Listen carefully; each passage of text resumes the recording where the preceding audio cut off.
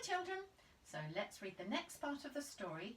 Do you remember that Dame Snap had shut them into a room and they were trapped? Then they heard Saucepan's silly song. Hi Saucepan, here we are, cried Joe. We're locked in. Oh, we wondered where you were, said Saucepan, grinning. Dame Snap's locked in too. Locked into the storeroom by young Beth here. She was just doing it when I came along to see if you had arrived. Arrived? We've been here ages, said Joe indignantly. Why didn't you warn us? Oh, my watch must be wrong again, said Saucepan.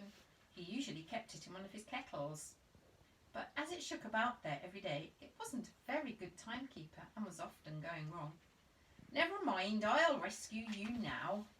A terrific banging noise came from somewhere downstairs. Oh, that's Dame Snap stuck in the storeroom, said Saucepan.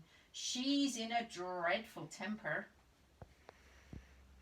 Well, for goodness sake, help us out of here, said Connie, alarmed. How can we get out? The door's locked, and I heard Dame Snap taking the key and the other side, out of the other side. Crash, bang, clatter, they heard. Sounds as if Dame Snap is throwing a few pies and things about, said Saucepan. Come on, how can we get out of here? Cried Joe. Well, I'll just undo the rope that hangs my things round me. And he began to untie the rope round his waist. He undid it, and then, to the children's surprise, his kettles and pans began to peel off him. They were each tied firmly to the rope. Saucepan Man does look funny without his kettles and pans round him, said Connie in surprise. I hardly know him. Saucepan took the end of the rope and tied a stone to it. He threw it up to the window. Joe caught the stone and pulled on the rope. It came up laden here and there with kettles and saucepans. Tie the rope end to a bed, called Saucepan Man. Then come down the rope. You can use the kettles and saucepans as steps. They are tied on tightly. So very cautiously, Moonface, Joe, Silky, and a very nervous Connie climbed down the rope using the saucepans and kettles as steps.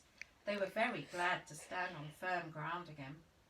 Well, there we are, said Saucepan, pleased. Wasn't that a good idea?